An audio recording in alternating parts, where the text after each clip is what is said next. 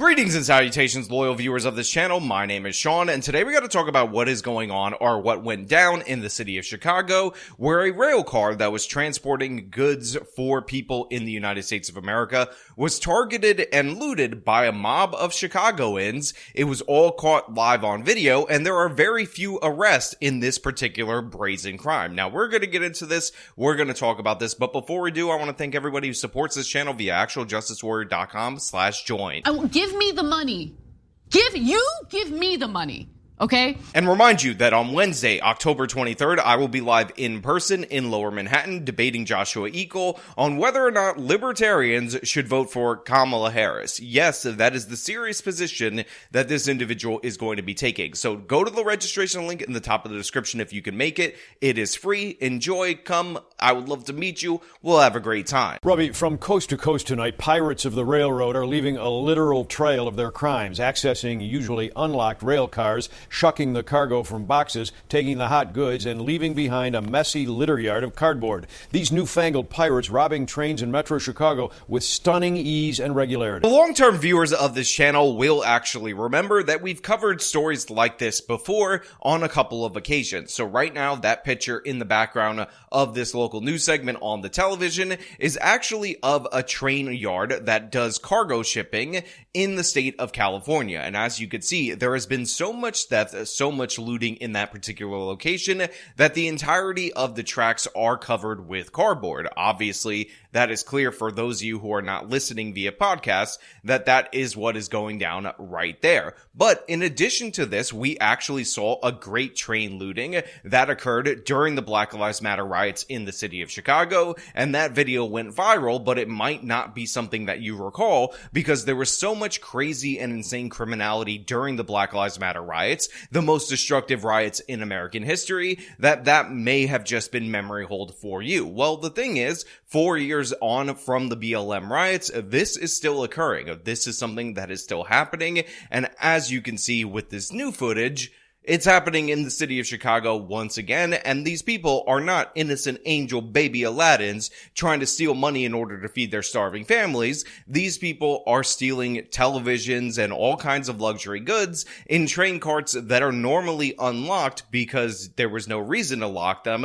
because we had some level of social trust in this country, and the idea that people would run up on a train track and steal cargo from it was an absurdity only a few years ago. But guess what? This is now a new normal. This is now something that is happening across the country, and now we're going to have to take precautions in order to deal with it.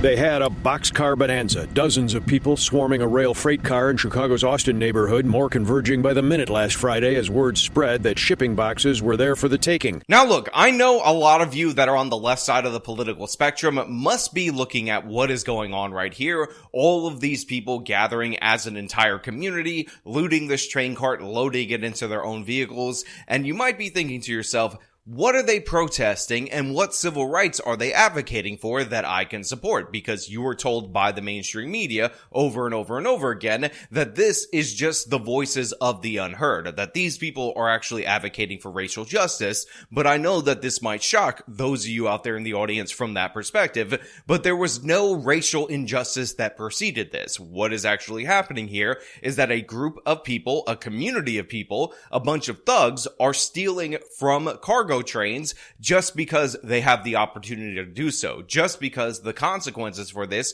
are incredibly minimal. And while there were some arrests, 2 according to this local news report, as you can see if you're not listening via the audio, there are dozens upon dozens of people that are brazenly in broad daylight stealing from this train cart, loading that stuff into their vehicles, and there were no arrests. But you know what? Maybe they need that TV in order to feed their little infant babies because there's baby formula shortage, and obviously a flat screen TV is what's gonna be able to be nourishment for that little baby child. And by the way, you might think that I'm being hyperbolic when I say that people on the left are calling this desperation looting for their nourishment of their little baby children.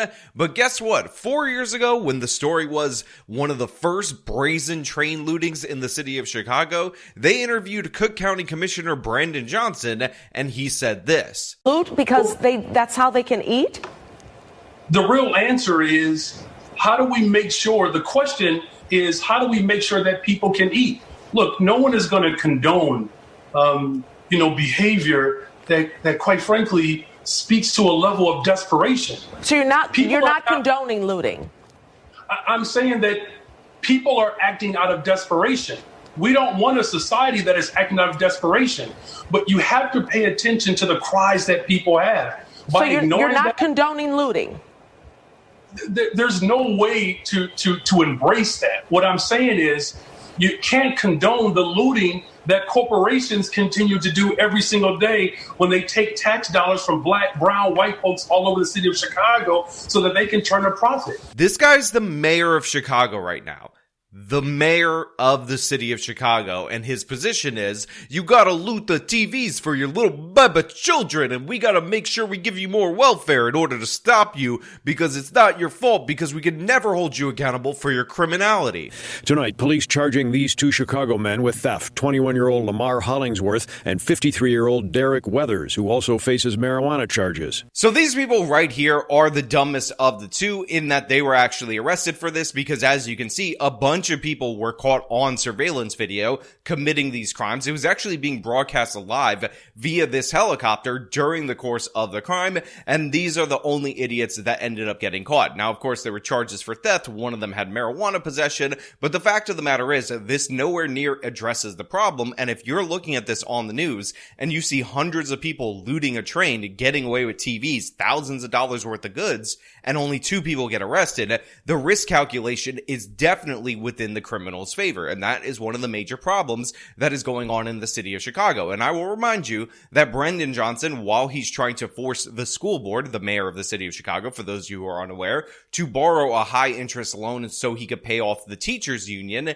he is proposing cuts to policing, saying that they're evil and bad and evil, white and racist. And those cuts that defund the police attitude are exactly what leads to these kinds of brazen robberies. These criminals, these are the people that the mayor of Chicago wants to advocate for, but you, the everyday citizen, you, the business owner, you, the person who is reliant on a supply chain to be functional in a first world country, he could give a damn about you. The faster we can move goods, the faster they can steal them. Career investigator Keith Lewis monitors train thefts and prevention for Veris CargoNet. And tonight, Lewis says this Chicago boxcar attack appears to have been a crime of opportunity, with a neighborhood flash mob finding unlocked train cars, seizing the moment and the merchandise. So right here, this person says that this was a crime of opportunity. You had a flash mob of people who noticed the train was unlocked, and they decided to flood the zone, grab as much stuff as they could, and make off with it like a bandit. But the thing is, this isn't really just a random crime of opportunity. It's not like the door was swinging open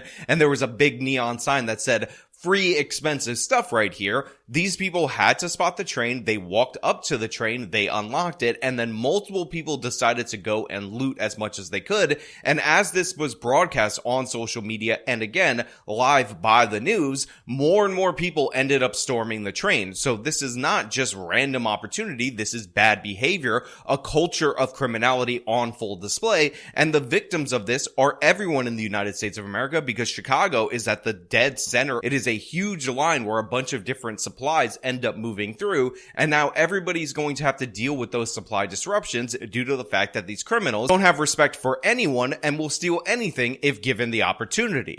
CargoNet charting 174 Illinois cargo thefts so far this year, on the increase since 2020. So they're reporting right now 174 cargo thefts this year, and I need you guys to understand that this level of an incident, these many people stealing this much stuff from this train, counts as one instance. But also very notable is that it is on the rise since 2020, and this is not related to the pandemic. Again, crime was going down prior to the death of George Floyd. This is related to the Black Lives Matter effect. And again, this is treated like it's a normal part of our everyday lives, when the fact of the matter is these types of lootings were not common before 2020. Sure, they happened. Sure, there were break-ins. Sure, there were robberies. We all understand that. But the fact of the matter is it has continuously increased since 2020. And even when you get a decline, it does not go back down to 2019 numbers. That is because the criminals are emboldened by woke criminal justice laws that cater to them, that protect them, that excuse them,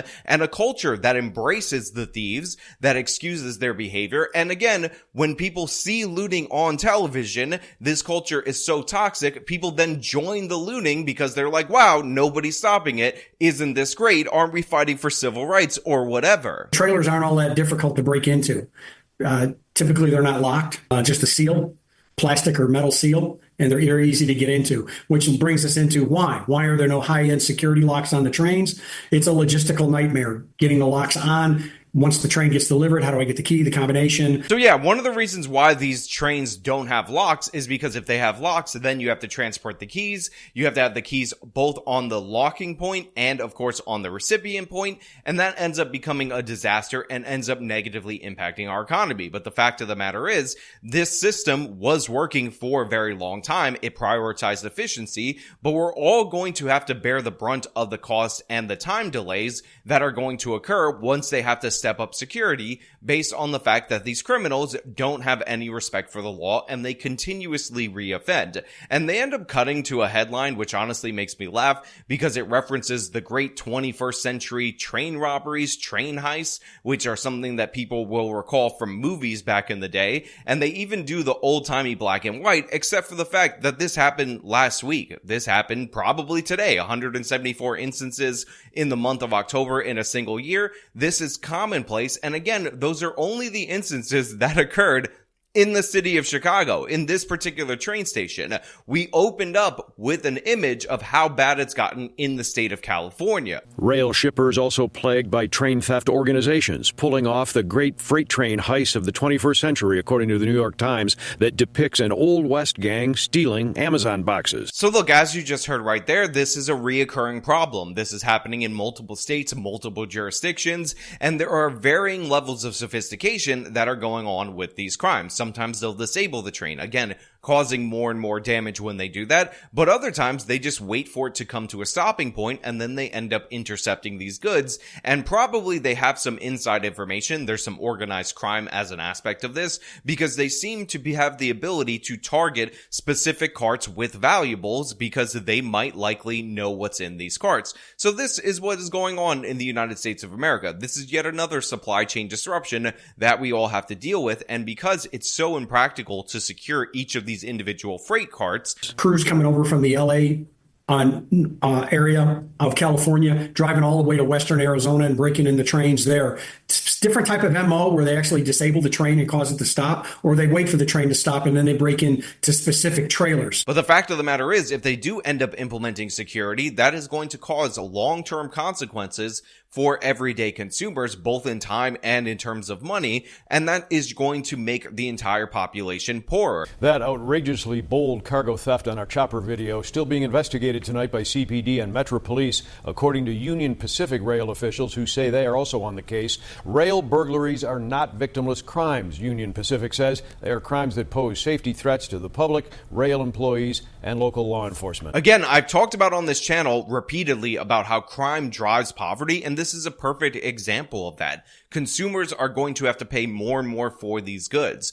They're going to have to pay more and more for these security methods. They're going to have to deal with longer wait times. And again, while we're seeing people steal what looks like flat screen TVs in these particular instances, make no mistake about it, there are expensive medical technologies that are being transported and all sorts of other things that are being looted. And again, it's in a lot of jurisdictions where they allow crime to go unchallenged. So obviously we got to fix this. Obviously, if you're broadcasting mass looting on television, then the Chicago PD should stop the mass looting while it's happening, but that's not occurring. And again, people feel so comfortable that you say men, women, children, families all come out to participate in the great train looting in the city of Chicago like it's normal. And where is Brandon Johnson on this? Oh wait, he's trying to bankrupt the city for the benefit of the teachers union, because honestly, enforcing the law against these criminals would be evil white racism, because look, they're disproportionately black people, which means they're trying to fight back against the legacy of slavery. But you know what? Those are just my thoughts. I want to know what you guys think down in the comments below. If you like the video, show them by leaving a like, subscribe for more content, follow me on the social medias,